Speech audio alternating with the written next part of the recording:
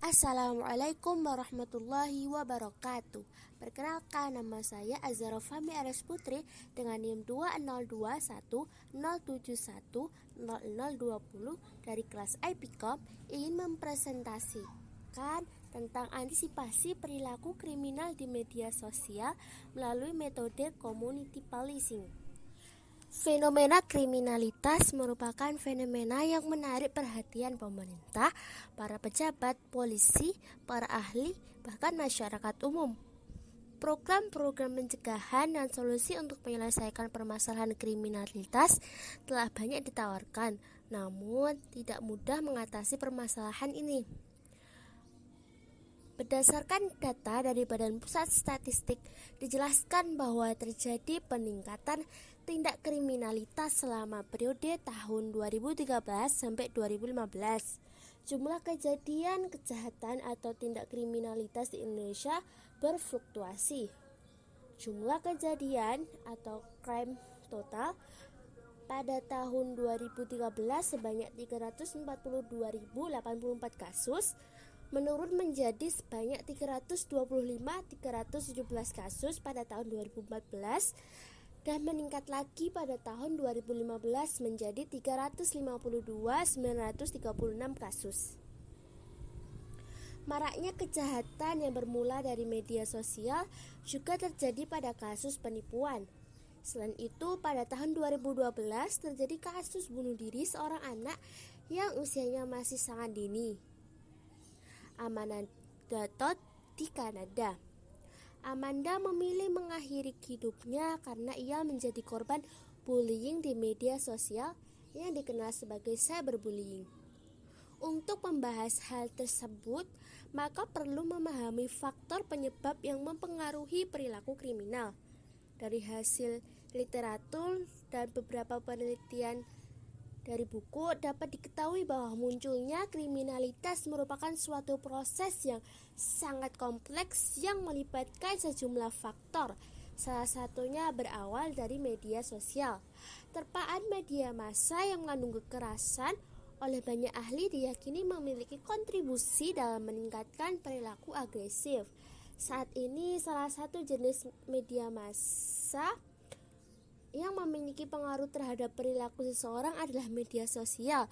Seiring meningkatnya popularitas media sosial dengan berbagai kemudahan transfer informasinya, media sosial mulai dijadikan alat untuk melakukan aksi kriminal seperti kasus pedofilia, kasus prostitusi online maupun kasus penipuan.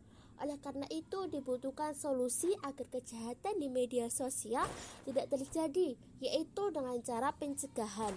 Nah, dalam penjelasan ini bertujuan untuk mengungkapkan masalah-masalah yang melatar belakangi perilaku kriminalitas dan usaha preventif dalam mengurangi kriminalitas di media sosial.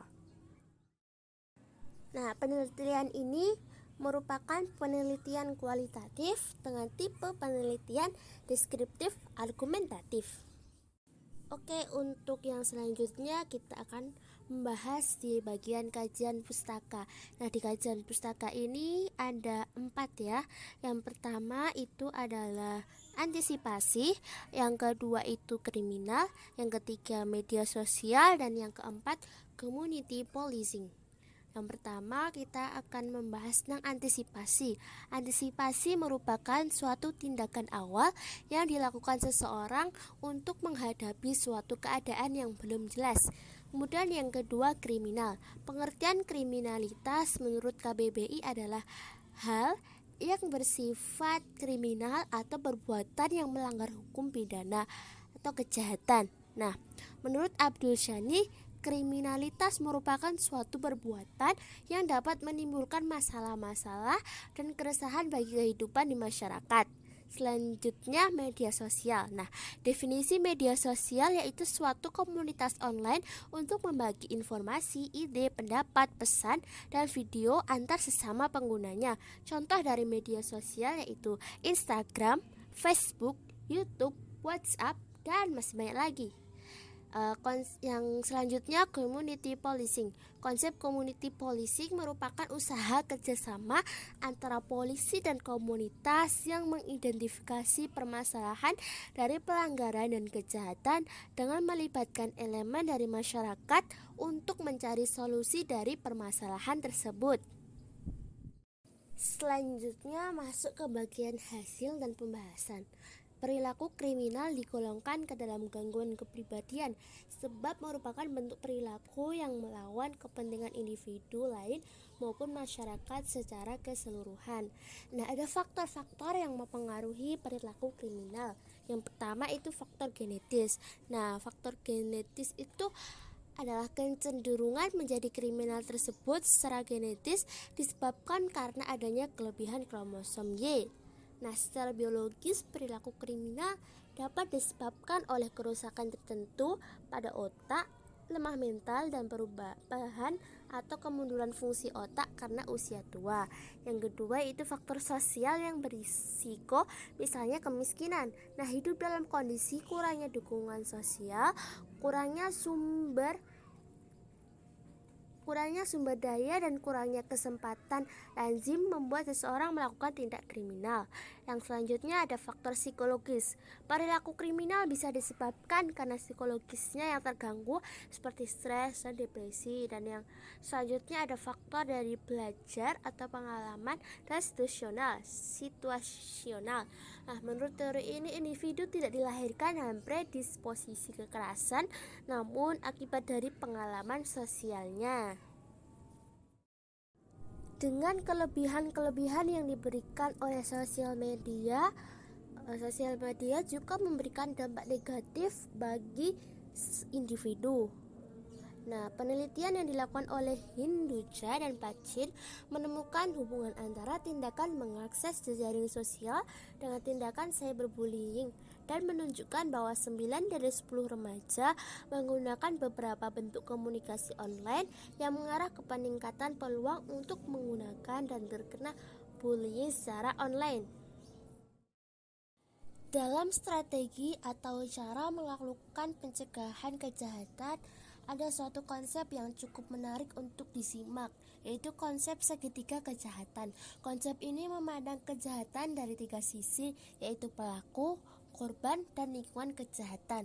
Untuk bisa memahami dan mengetahui cara-cara terbaik dalam penanganan terhadap sisi environment, victim dan offender memerlukan bantuan partisipasi dan kemitraan dengan masyarakat.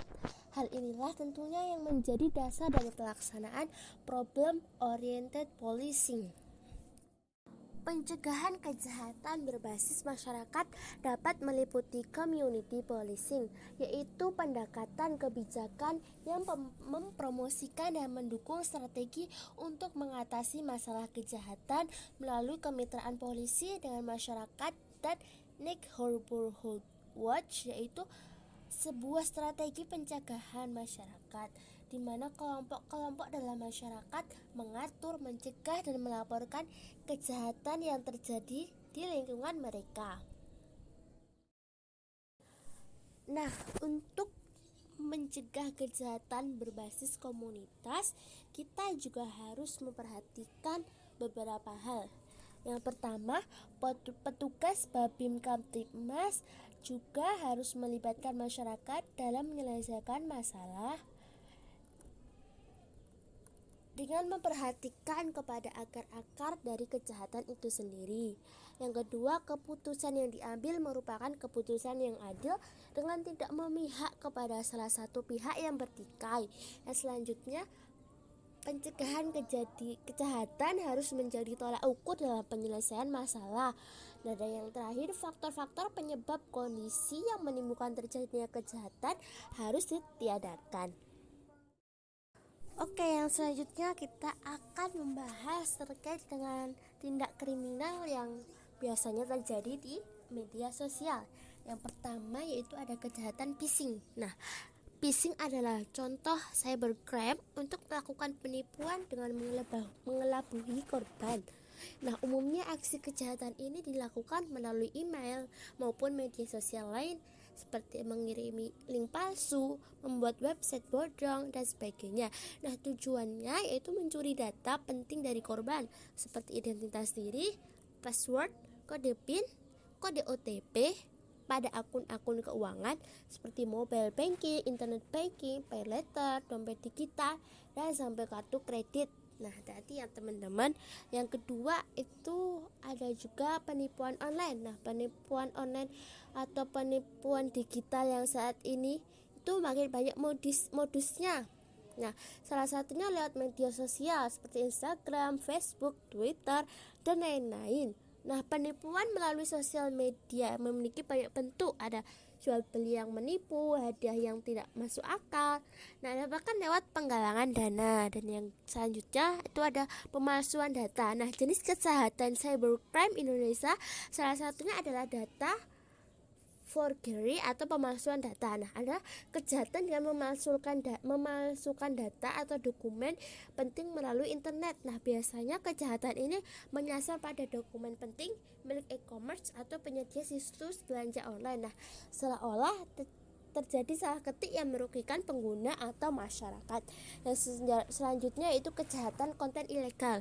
Nah, Divisi Hubungan Internasional Polri juga menyebut konten ilegal termasuk dalam jenis kejahatan cybercrime. Nah, konten ilegal adalah kejahatan memasukkan data atau informasi yang tidak benar, tidak etis, melanggar hukum, atau mengganggu ketertiban umum sebagai contoh atau berita bohong. Sebagai contoh, berita bohong atau fitnah, ada pornografi maupun informasi yang menyangkut rahasia negara, propaganda untuk melawan pemerintah yang sah. Yang kelima yaitu teroris lewat dunia maya atau disebut cyber terrorism. Cyber terrorism adalah kejahatan yang mengganggu atau membuat kerusakan terhadap suatu data di jaringan komputer. Pelaku menawarkan diri kepada korban untuk memperbaiki data tersebut yang sudah disabotase dengan bayaran tertentu. Yang selanjutnya yaitu adalah mata-mata. Nah, jenis kejahatan cybercrime yang memanfaatkan jaringan internet untuk melakukan kegiatan mata-mata terhadap pihak lain dengan memasuki sistem jaringan komputer korban. Kejahatan ini biasanya ditunjukkan terhadap saingan bisnis yang dokumen atau data pentingnya tersimpan dalam suatu sistem yang computerized. Yang ketujuh yaitu menjiplak situs orang lain. Nah, kejahatan ini tergolong dalam kejahatan melanggar hak atas kekayaan intelektual orang lain di internet. Misalnya meniru tampilan situs orang lain secara ilegal, menyiarkan informasi yang merupakan rahasia dagang orang lain. Dan yang ke-8 ada cyberbullying. Nah, cyberbullying itu perundungan dunia maya. Nah, perundungan dengan menggunakan teknologi digital. Nah, hal ini dapat terjadi di media sosial, platform chatting, platform bermain game, dan ponsel, seperti menyebarkan kebohongan tentang seseorang atau memposting foto memalukan tentang seseorang di media sosial, mengirim pesan atau ancaman yang menyakitkan, dan masih banyak lagi. Nah, itu contoh-contoh dari kejahatan di sosial media. Mungkin masih ada contoh kejahatan yang lainnya, masih banyak. Coba teman-teman tebak apa contoh dari kejahatan kriminal yang ada di media sosial menurut teman-teman. Nah, setelah kita mengetahui apa saja tindak kriminalitas yang ada di media sosial, kita juga penasaran dong dengan gimana sih cara untuk mencegah agar tindak kriminal di media sosial itu tidak terjadi. Nah, di sini ada cara pencegahan terhadap tindak kriminal di media sosial melalui community policing. Nah, pendekatan yang pertama itu pendekatan kebijakan yang mempromosikan dan mendukung strategi untuk mengatasi masalah kejahatan melalui kemitraan polisi dan masyarakat melalui Neighborhood Watch. Neighborhood Watch itu sebuah strategi pencegahan masyarakat di mana kelompok-kelompok dalam masyarakat tuh mengatur, mencegah, dan melaporkan kejahatan yang terjadi di lingkungan mereka. Yang kedua yaitu yang penting juga itu melakukan edukasi terkait penggunaan media sosial yang sehat. Nah, edukasi dapat dilakukan dengan berbagai cara melalui platform media sosial itu sendiri. Mungkin bisa lewat webinar juga bisa, melalui poster maupun sosialisasi secara luring. Dan yang ketiga adalah pengawasan terhadap warnet atau warung internet yang ada di masyarakat. Nah, untuk mencegah warnet sebagai sarana penggunaan situs yang melanggar hukum atau untuk mencegah sebagai tempat untuk melakukan tindak kriminal di media sosial. Nah, pengawasan orang tua terhadap anak dalam penggunaan internet juga penting. Nah, dan yang keempat, membuat wadah bagi anak-anak yang memiliki kelebihan di bidang jaringan internet. Yang kelima, filterisasi situs-situs yang merusak norma anak muda oleh pemerintah. Baik, mungkin itu saja yang dapat saya sampaikan. Kurang lebihnya saya mohon maaf. Terima kasih. Wassalamualaikum warahmatullahi wabarakatuh.